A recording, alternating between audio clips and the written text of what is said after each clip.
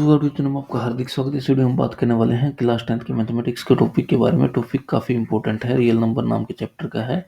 और इसमें हमें क्या प्रूव करना है, क्वेश्चन में हमें प्रूव करना कि √5 जो है इरेशनल नंबर है। √5 जो इरेशनल नंबर है, तो इस क्वेश्चन को करने के लिए हम क्या करेंगे, हम पहले अज्यूम करेंगे कि √5 जो है रेशनल नंबर है।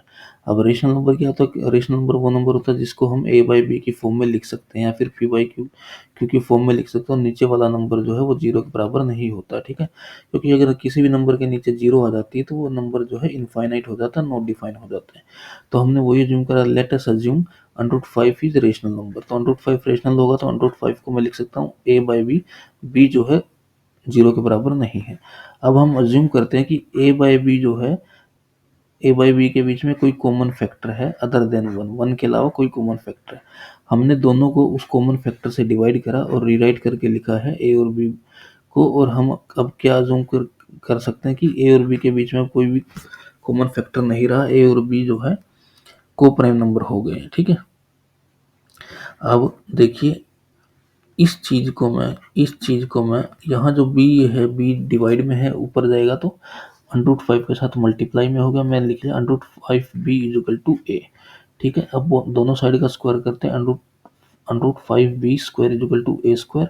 ये मेरे को मिला यहाँ से। ठीक है, अब क्या होगा आगे देखिए, यहाँ से √5 का स्क्वायर हुआ तो 5b² = a², और यहाँ से b² की वैल्यू आई a²/5। अब देखिए अगर a²/5 जो है b² है, इसका मतलब क्या है? इसका मतलब कि a² 5 से डिवाइड हो रहा है। अब a² अगर 5 से डिवाइड हो रहा है तो ab जो है 5 से डिवाइड होगा। तो ये चीज़ आपको क्लियर होगी। यहाँ हमने इसको इक्वेशन नंबर a दे दिया और इसको इक्वेशन नंबर 1 लिख दिया है। ठीक है, अब a अगर 5 से डिवाइड हो रहा है तो मैं मानता हूँ a को 5 से डिवाइड किया तो मेरे पास c आ रहा है। ठीक है, c कोई भी पॉजिटिव इंटीजर है। पॉजिटिव इंटीजर मतलब कंप्लीट नंबर, ना पॉइंट में ना डिवाइड में। ठीक है, कंप्लीट नंबर जो होता है जैसे 1 2 3 4 5 6 7 ऐसे माइनस में, लेकिन मैं पॉजिटिव कंसिडर करता हूँ इसको। तो मेरे पास यहाँ से क्या है, यहाँ से आया a = 5c, क्योंकि जो 5 है ऊपर जाकर मल्टीप्लाई में हो जाएगा c के साथ। अब दोनों साइड का स्क्वायर करता हूँ मैं तो क्या मिलेगा मेरे को, a² = 25c², a² = 25c²। अब a² की वैल्यू इक्वेशन नंबर 1 में पुट कर देते हैं, यहाँ पुट कर दे रहा हूँ a² की वैल्यू। तो मेरे पास क्या आएगा, मेरे पास आएगा b² = एक a² की जगह में क्या रखा, ये वैल्यू रख दी, a² की जगह 25c² रखा मैंने।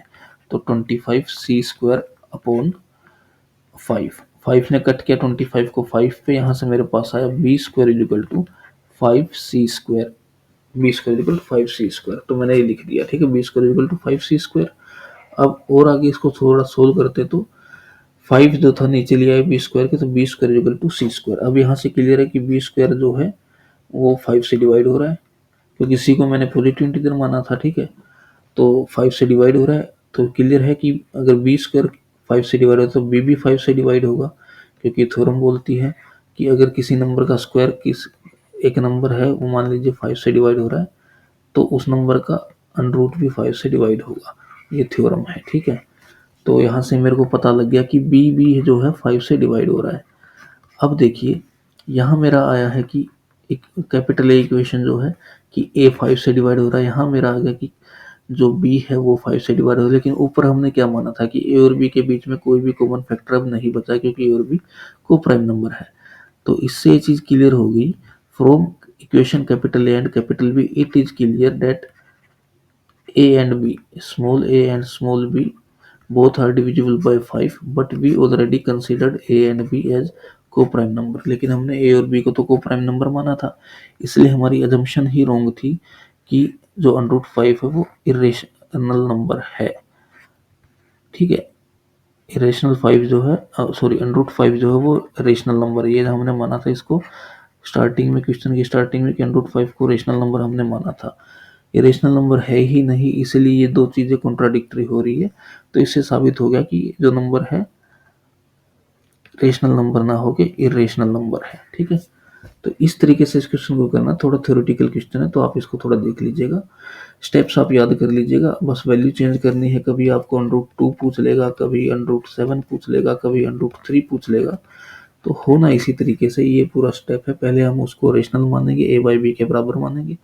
ठीक है, फिर क्रॉस मल्टीप्लाई करेंगे तो हमें पता लगेगा कि एक नंबर जो है वो 5 से डिवाइड हो रहा है या 7 से डिवाइड हो रहा है, 2 से डिवाइड हो रहा है, जो भी हमने लिया होगा। अब आगे जाके यही पता लगा कि दूसरा भी जो है बी भी उससे डिवाइड हो रहा है, लेकिन हमने ऊपर माना था कि दोनों तो डिवाइड किसी कॉमन नंबर से है नहीं, दोनों के बीच में कोई कॉमन फैक्टर है नहीं, इसलिए हमने जो माना था इसको रेशनल नंबर, वो चीज़ गलत हो गई और ये इरेशनल नंबर है। तो उम्मीद करता हूँ वीडियो आपको अच्छी लगी। वीडियो अच्छी लगी तो वीडियो को लाइक कीजिए और बोर्ड एग्जाम के लिहाज से काफ़ी इंपॉर्टेंट क्वेश्चन है।